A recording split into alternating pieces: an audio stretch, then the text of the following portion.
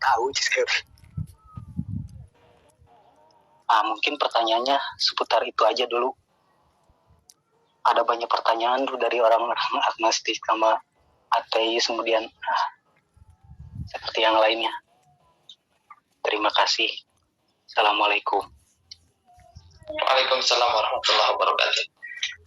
Mungkin bisa disimak ya kepada dua pemateri. Mohon maaf barusan saya terlempar, jadi terpotong. Maka Kang Rumi, Kang Aden.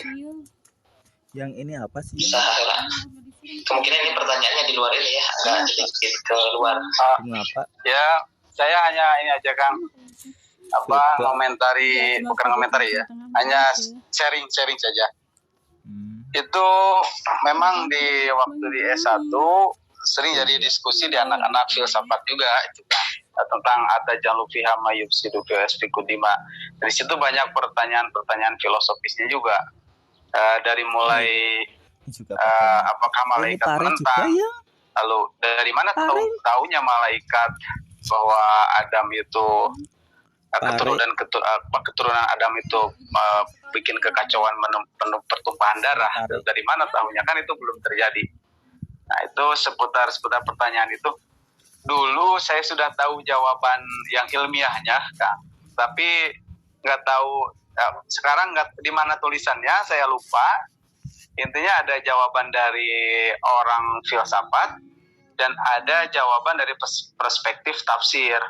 Dari perspektif tafsir itu analisis kebahasaan dari istifham tadi. Fungsi istifham di situ, istifhamnya sebagai istifham apa? Pertanyaan tidak tahukah? Pertanyaan tahukah, kan istifham ada istifham takriri, istifham ingkari, istifham apa.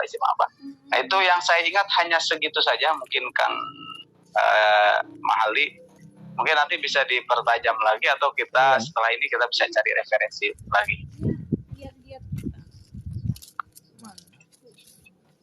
Baik, dari Kang Rumi silakan.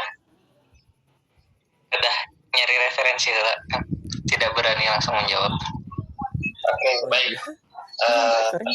Agak rumit kayaknya ya, jadi butuh kajian yang mendalam dan butuh sumber yang cukup representatif dan otoritatif. Baik, terima kasih Kang Mahali dan kedua pemateri. Pertanyaan yang keduanya. Oh iya, saya tadi keluar kayaknya. Pertanyaan kedua. Yang apakah ya iblis itu udah settingan Allah atau dulunya orang-orang baik? Ya, settingan Allah atau memang dulunya orang-orang baik? Itu mungkin Kang Rumi. Ya, nanti jawabannya mau perspektif Mu'tazilah itu yang perspektif Mu'tazilah atau perspektif Sunni. Dari Sunni pun berbagi lagi. Kalau Mu'tazilah kan itu ya yang apa? Allah itu hanya berbuat kebaikan kan. Menurut aslah itu kan yang kejelekannya itu bukan ciptaan Allah. Nah, terus perspektif aswajanya juga, ahli sunnah wal jamaah juga, apakah mengikuti klasik atau kontemporer? Kalau klasik kan semua udah menjadi skenario Allah, udah disetting oleh Allah. Tapi kalau di kontemporer beda lagi ya, bahkan atau di modern ya, bahkan ada tokoh tafsir siapa ya, yang bahwa iblis itu sebetulnya bukan makhluk tapi karakter gitu kan. Itu saya lupa tokoh tafsirnya Muhammad Abdul atau siapa ya. Iblis itu merupakan karakter, bukan sosok makhluk gitu. Nah itu mungkin Kang Al-Mahali jawabannya bisa dicari dari tadi ya, bahwa perspektif Mu'tazilah atau aswajanya juga yang kelompok atau tokoh yang mana itu mungkin. Ya, baik.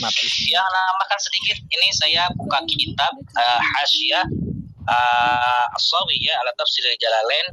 Di sini di halaman 42 menceritakan tentang ayat Al-Qur'an, idzqulna lil malaikati isjudu li adama fasajadu illa iblis. Nah, ini ada sejarah iblis. Di sini diceritakan ada beberapa sejarah iblis. Asal mulanya iblis khazinul jannah arba'ina alfasana, kemudian Tolong ambilin yang itu yang. Riwayat-riwayat yang lain. Terima kasih. Tadi terputus Ustaz Fuad. Ya. Itu mungkin sama dengan yang ada di Dakoikul Ahbar ya. Iya, iya. Ahbar. Akbar di Hasyi Asawi juga sama seperti itu. Ya, itu berarti perspektif Asy'ariyah ya, itu yang Asy'ariyah. saya aswaja lah, perspektif aswaja, dan aswajanya pun kalangan klasik ya yang memiliki perspektif seperti itu. Baik, saya rasa cukup ya, karena ini sepertinya di luar bahasan balaghah juga. Dan saya husnuzon jawaban yang diinginkan Kang Mahali itu perspektif balaghah gitu. Struktur yang digunakan di dalam ayat itu, kalau memang kajian balaghah jawabannya akan seperti apa. Namun tadi arahnya agak keluar ya. Baik. Kalau perspektif balaghah yang tadi Kang, di perspektif hamzah istifham itu yang saya udah sebutkan. Sudah disinggung sedikit ya berkaitan dengan istifham dan jenis-jenisnya. Oke, terima kasih. Cukup hangat, namun waktu sudah mepet ya. Dengan demikian, saya ucapkan terima kasih sekali lagi kepada kedua pemateri yang sudah memaparkan pembahasannya dan kedua penanya yang sudah ikut meramaikan suasana ini. Saya selaku pemandu acara mohon maaf jika ada tutur kata yang kurang berkenan di hati teman-teman dan Pak Dokter. Yang kasih waktu enggak? Selanjutnya, Bapak ya, untuk selanjutnya saya serahkan forum ini ke Bapak Dr. Edi Komarudin M.Ag. Mangga Pak. Baik. Sebenarnya saya mau ini ada kegiatan ya. Saya berikan beberapa catatan aja. Untuk dua makalah tadi tentang khurujul kalam an muqaddam zahir. Kemudian yang kedua tentang ahwal mustadileh ya.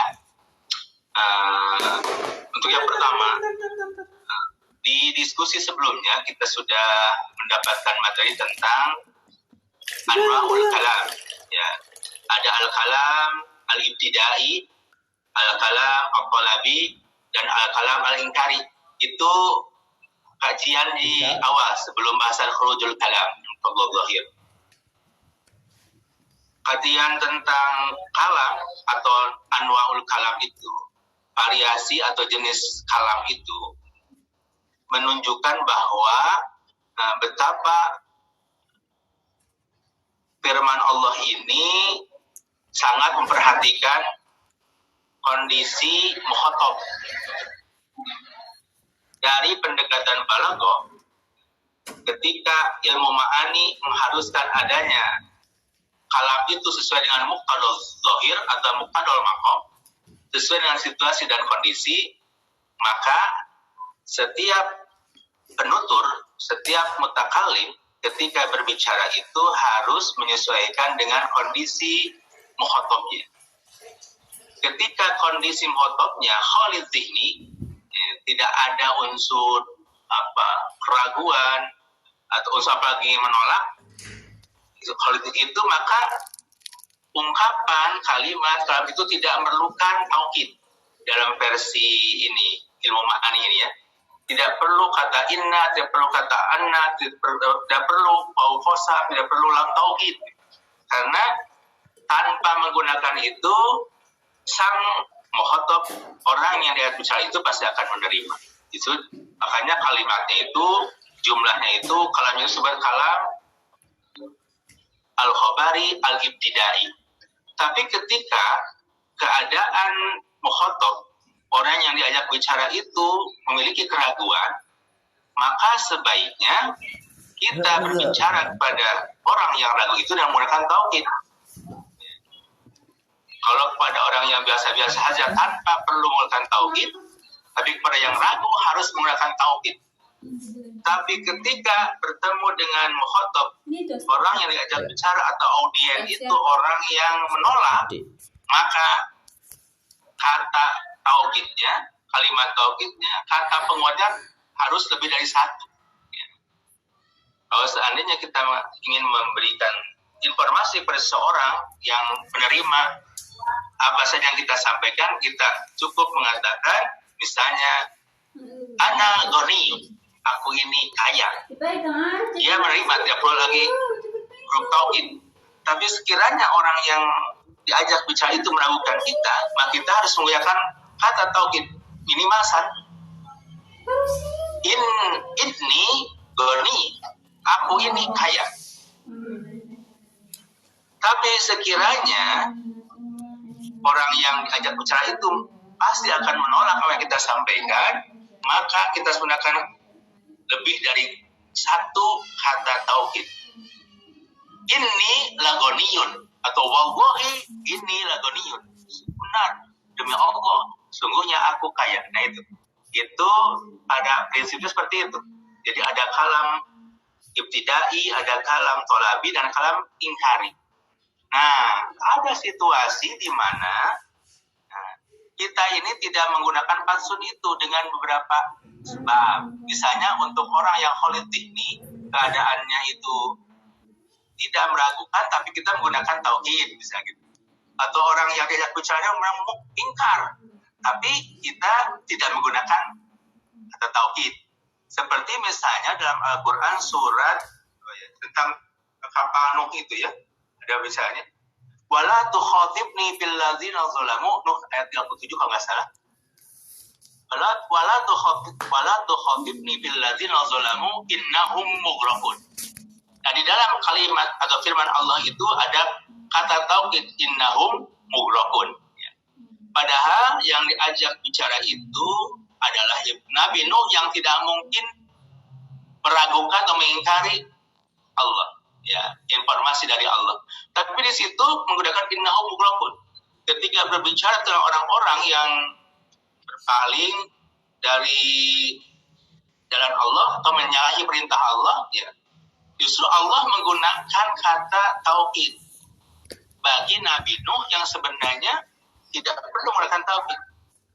Karena Allah pada saat itu menempatkan Nabi Nuh sebagai orang yang meragukan apakah mereka yang lalai atau mengingkari atau menyalahi perintahnya itu akan disiksa, ditenggelamkan atau tidak. Ya. Dan kata Allah menjawabnya, innahum mughraqun. Menempatkan posisi yang kholid dhihni, orang yang sebenarnya tidak punya keraguan apalagi mengingkari, tapi seakan-akan meragukan. Nah, itu disebut khurujul kalam an muqtadaz zahir. Lahiriahnya Nabi Nuh itu tidak perlu dengan kata tauhid, tapi Allah berfirman kepada Nabi Nuh dengan menggunakan tauhid. Nah, itu khurujul kalam an muqtadaz zahir. Atau dalam kesempatan lain di surat Al-Baqarah, ya, wa ilahukum ilahu wahid.